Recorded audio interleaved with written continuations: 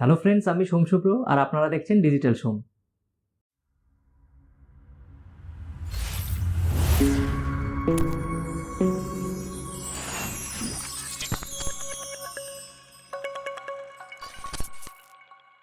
হ্যাঁ, যদি আপনারা এরকম প্রফেশনাল হাই ডেফিনিশন ইন্ট্রো বানাতে চান আপনাদের চ্যানেলের জন্য, তারপরে এই ভিডিওটা লাস্ট পর্যন্ত দেখবেন।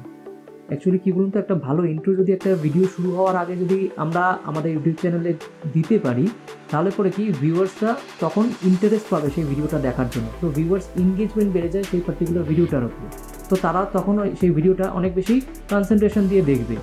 যে কোনো ভিডিওর প্রথম অংশটা কিন্তু একটা অডিয়েন্স রিটেনশনের জন্য কিন্তু খুবই ইম্পর্টেন্ট, গুরুত্বপূর্ণ। একটা ইউটিউব ভিডিও শুরু হওয়ার আগে যদি আমরা একটা ইন্ট্রো দেখাই ভালো, তখন কি হয়, একটা ইউটিউব চ্যানেলে কিন্তু ব্র্যান্ডিং হয়ে যায়, একটা ভালো একটা ব্র্যান্ডিং হয়েছে। এবার সেটার জন্যই বলা যে আমি যদি ভিডিও শুরু হওয়ার আগে একটা ভালো ইন্ট্রো আমার চ্যানেলে থাকে, তাহলে পরে কি আমার ভিডিওতে এনগেজমেন্ট বেড়ে যাবে। আর ভিডিওতে এনগেজমেন্ট বাড়লে তখন ইউটিউব তত বেশি ইমপ্রেশন পাঠাবে আর ভিউজ বাড়বে। সেটার জন্য আমি আমার ভিডিও শুরু হওয়ার আগে আমি সব ভিডিওতে ইন্ট্রো ইউজ করি। তো ইন্ট্রোটা খুবই ইম্পর্টেন্ট একটা ফ্যাক্টর একটা চ্যানেলের, একটা ইউটিউব চ্যানেলের ব্র্যান্ডিংয়ের পেছনে। কারণ কি, একটা ইউটিউব চ্যানেলের ব্র্যান্ডিংটা কিন্তু খুবই ইম্পর্টেন্ট। ইউটিউব চ্যানেলে যখন আপনি যাবেন তখন আপনি কাস্টমাইজেশন অপশানেও আপনি ব্র্যান্ডিং পাবেন। তো সুতরাং একটা চ্যানেলের ব্র্যান্ডিং হওয়াটা খুবই ইম্পর্টেন্ট, খুবই নেসেসারি আজকের দিনে। তো এটাতে কি হয়, অডিয়েন্সরা এনগেজ থাকে। আর কি হয়, ব্র্যান্ডের সাথে আপনার যে ইউটিউবের চ্যানেলটার যে ব্র্যান্ড আছে বা লোগোটা আছে সেটার সাথে অ্যাসোসিয়েটেড হয়ে যায়, ব্র্যান্ড অ্যাসোসিয়েশন বলে এটাকে। তো এই পরবর্তীকালে যখন আপনার চ্যানেলে সেম যদি কোনো ভিডিও সে তার সামনে সার্চ হিস্ট্রিতে আসে, সে কিন্তু আপনার চ্যানেলের ভিডিওটার উপরে সে ক্লিক করবে। তো সেই সময় কি হচ্ছে, আপনি যেহেতু এরকম ভালো একটা ব্র্যান্ডিং বা আছে ইন্ট্রো একটা দেখিয়েছেন, তো সেটা ভিডিওর কন্টেন্টও ডেফিনেটলি ভালো থাকতে হবে।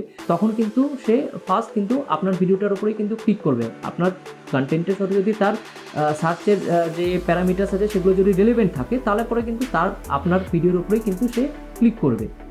তখন সে জিনিসটা কি করছে, তখন সে ব্র্যান্ডটা রিকল করছে, সেটাকে ব্র্যান্ড রিকল বলে। তো সেই জিনিসটা কিন্তু তার মাথায় কিন্তু চলছে যে আমি এই চ্যানেলটার একটা ভিডিও দেখেছিলাম, তো আমার ভালো লেগেছিল, সুতরাং এই ভিডিওটা আমি দেখি। ঠিক আছে, তারপরে সে অন্য ডেফিনেটলি অপশান যেতে পারে, যদি মনে হয় যে সাফিসিয়েন্ট না, ডেফিনেটলি সে অন্য অপশানেও যেতে পারে। কিন্তু এই ব্যাপারটা অবশ্যই হবে যে হচ্ছে কি আপনার চ্যানেলের ভিডিওটা কিন্তু সে দেখবেই। তো একটা ব্র্যান্ডিং খুবই ইম্পর্টেন্ট সাইমালটেনিয়াসলি একটা ইউটিউব চ্যানেলের জন্য। অনেকে বলে কি আমার ইন্ট্রো পছন্দ হয় না, তাদের জন্যই বলছি যে যদি আপনার ইন্ট্রো পছন্দ হয় না, তাহলে পরে আপনি এন্ড স্ক্রিনও লাগাবেন না, আপনার ভিডিও শেষে এন্ড স্ক্রিনও লাগাবেন না। দেখুন, একটা ভিডিওতে ইন্ট্রোটা যতটা ইম্পর্টেন্ট, ততটাই ইম্পর্টেন্ট হচ্ছে কি একটা এন্ড স্ক্রিন। সব কিছুর আলাদা আলাদা গুরুত্ব আছে। তো একটা ইন্ট্রো যতটা ইম্পর্টেন্ট, একটা এন্ড স্ক্রিনও ততটা ইম্পর্টেন্ট, বা একটা আই বাটন, আই কার্ডসের যে আই বাটন, সেটাতেও ততটা ইম্পর্টেন্ট। তো সব কিছুর পেছনে একটা কারণ আছে। সব কিছু মিলে কিন্তু একটা ইউটিউব ভিডিওকে কিন্তু প্রফেশনাল বানিয়ে ফেলে।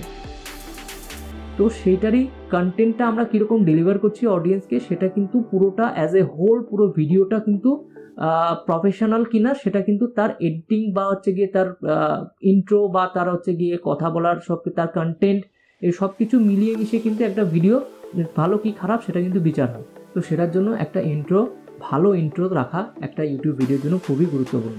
তো আজকে যে ওয়েবসাইটে আমরা ইন্ট্রোটা বানাবো, সেটা আমি লিঙ্কটা ডিসক্রিপশানে দিয়ে দেবো, আপনারা কি ওখানে চেক করতে পারেন।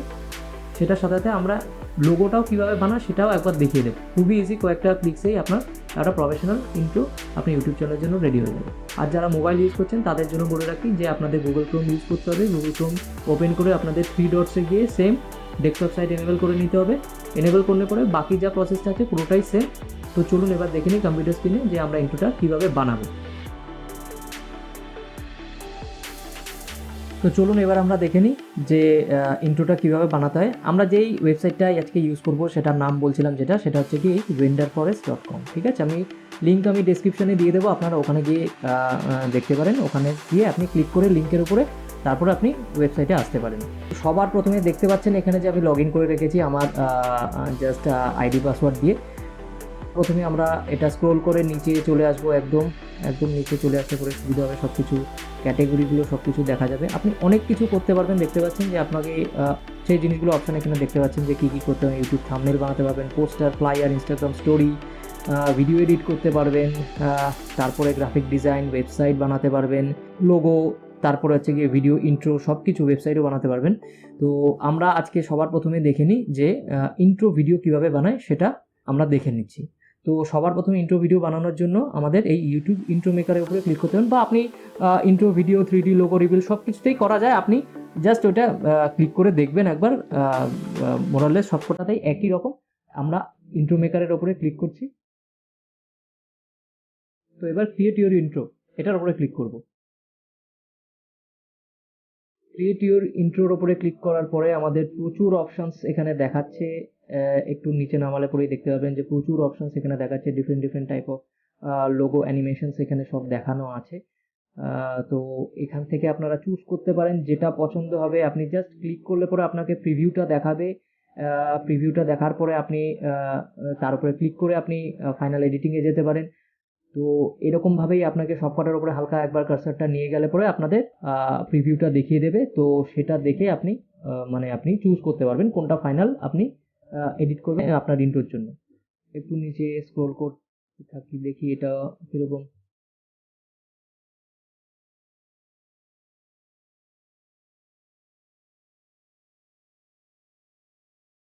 খুব সুন্দর সুন্দর এখানে লোগো পাওয়া যায়, পুরো 4K-তেও আছে, প্লাস হচ্ছে গিয়ে 1080 পিক্সেল হাই ডেফিনেশন অবশ্যই এখানে দেখতে পাচ্ছেন। এটা 4K-তে আছে, এটা রেজলিউশনে আলট্রা এইচডি, ঠিক আছে।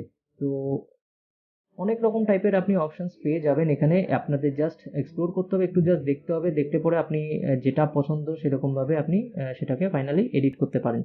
তো আপনি দেখুন, এখানে দেখে পছন্দ করুন। আমার এটাও ভালো লাগলো বেশ, এটাতে ভালো লাগলো। আমি এখানেও ক্লিক করতে পারি বা এখানেও ক্লিক করতে পারি, জাস্ট একই ব্যাপার।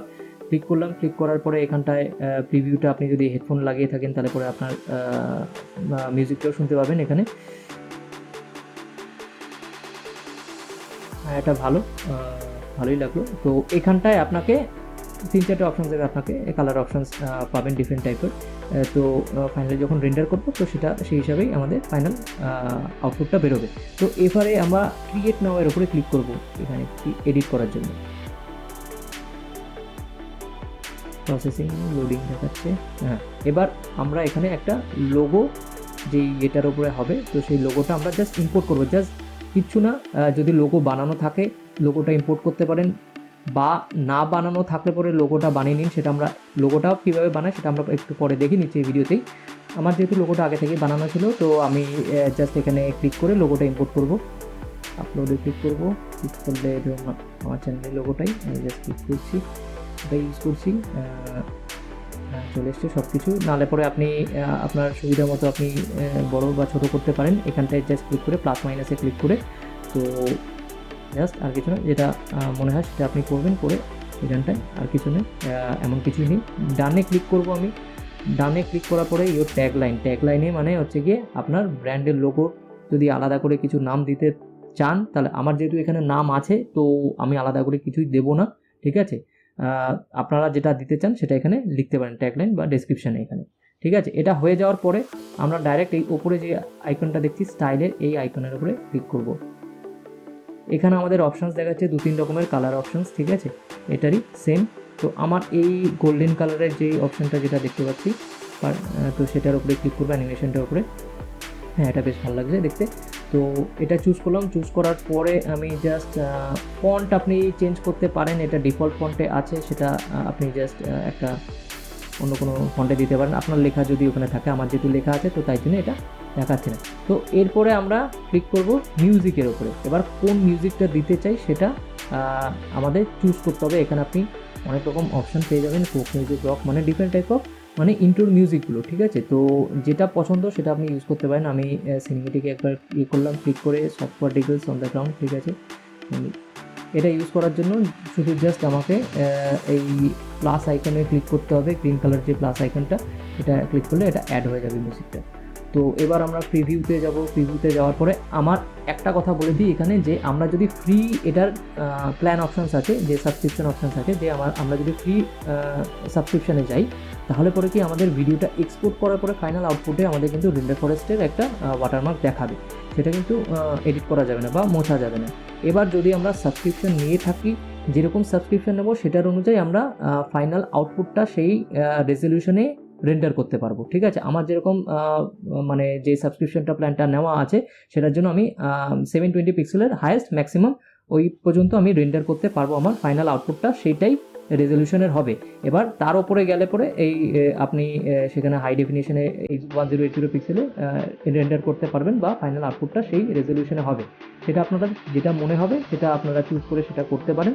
আর যদি না মনে হয় আপনি ওয়াটারমার্ক দিয়ে চালাতে পারেন, আপনি ফ্রি প্ল্যানে যেতে পারেন।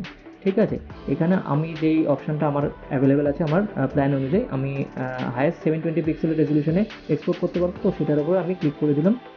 তো এবার প্রসেসিং হচ্ছে ভিডিওটা।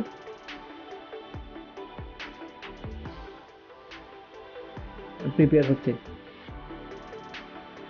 তো ফাইনাল প্রিপেয়ার হয়ে গেলে একটু টাইম লাগছে, ফাইনাল প্রিপেয়ার হয়ে গেলে আমি আপনাদেরকে দেখাচ্ছি আবার। তো এই প্রসেসটা জাস্ট স্কিপ করছি।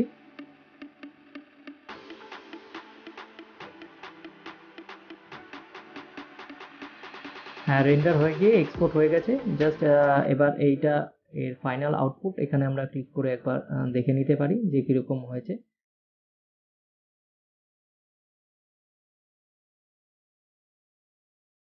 এটা ফাইনাল আউটপুট।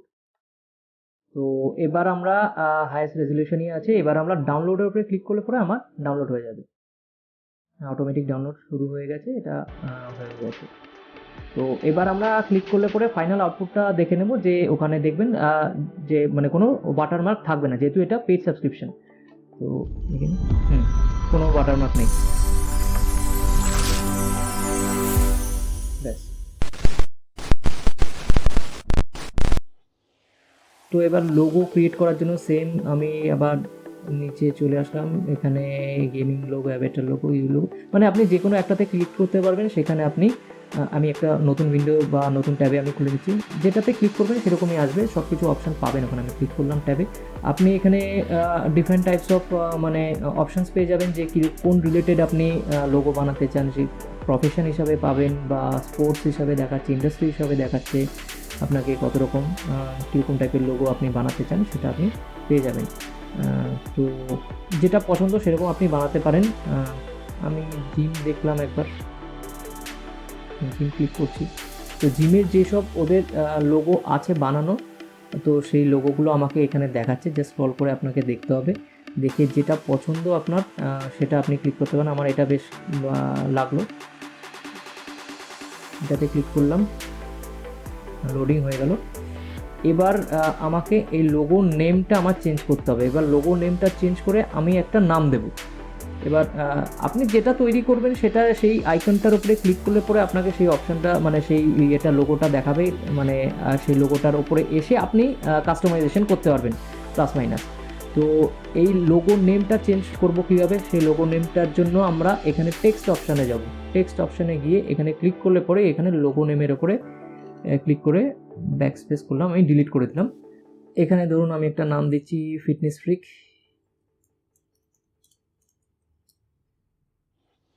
এবার ফন্টটা, লেটার স্পেসিং এগুলো জাস্ট চেঞ্জ করতে পারবেন, এই জিনিসগুলো জাস্ট এরকমভাবে। এই ফন্টও চেঞ্জ করতে পারবেন, ফন্টে এখানে ক্লিক করে দেখতে পারেন, এরকমভাবে ফন্ট চেঞ্জ করতে পারবেন, অনেক কিছু করতে পারবেন এখানে। জাস্ট এটাই রাখছি, আপনাদের পছন্দ মতো আপনারা রাখবেন। স্পেসিংটা বাড়িয়ে দিলাম। এরপরে আমরা এই কালার অপশানসে ক্লিক করব। ট্যাগলাইন টেক্সট আমার কিছু দরকার নেই, ট্যাগলাইন টেক্সটে আমি জাস্ট এখানে ক্লিক করে আমি ডিলিট করে দিলাম, আর কিছু না, পরে যাতে না দেখায়। ঠিক আছে, তো এবার কালার অপশানসে চুজ করব। কালার অপশানসে এখানে মোর কালার্সে গেলে পরে অনেক রকম কালার্সের অপশান পাবেন আপনি। এখানে ক্লিক করে করে একটা দেখবেন পুরোটা লোগোটা চেঞ্জ হতে যাচ্ছে কালারগুলো, এই যে এরকমভাবে। ঠিক আছে, তো আমার এটা খারাপ লাগলো না, বেশ ভালোই লাগলো। তো এটাই আমি চুজ করছি। এবার অ্যাডজাস্টে ক্লিক করলাম, অ্যাডজাস্টে ক্লিক করার পর আইকনে কিছুই নেই, জাস্ট গ্রাফিক বেস, টেক্সট বেসে ওরকম আলাদা আলাদা আসবে আপনাকে। এবার অ্যাডজাস্টে ক্লিক করলাম, অ্যাডজাস্টে ক্লিক করার পরে এখানে আইকনের নিচে যে লেখাটা সেটা সাইড মানে পজিশনটা চেঞ্জ হবে, সেটা ডিফারেন্ট অপশানস দিচ্ছে, সেটা একবার ক্লিক করে আমরা দেখে নিতে পারি। এটা উপরে যাচ্ছে, এটা ক্লিক করে এটা বাঁ দিকে আসছে, এটাই ঠিক আছে, এটাই পারফেক্ট। তো এটা ছোট বড় করা যাবে, এখানে ওপেসিটি কমানো বাড়ানো যাবে। আর টেক্সট সাইজটাও এটা ইনক্রিজ ডিক্রিজ করা যাবে। তো এবার আমরা ডাউনলোড অপশানে ক্লিক করব। ডাউনলোডে ক্লিক করলে পরে এবার আমার হাইয়েস্ট যেটা আমার প্ল্যান অনুযায়ী যে রেজলিউশনটা সাপোর্ট করছে সেটা আমি ক্লিক করে আমি ডাউনলোড অপশানে এবার ক্লিক করার পরে এটা প্রসেসিং হচ্ছে।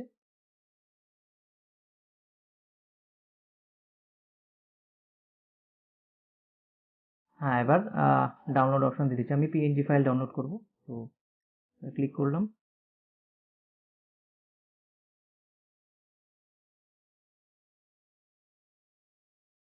একটু টাইম লাগে, এটা আমি প্রসেসটা স্কিপ করে একবার একটু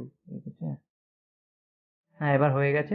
ক্লিক করে আমি অপশনটা দেখে নেব ফাইনাল আউটপুটটা।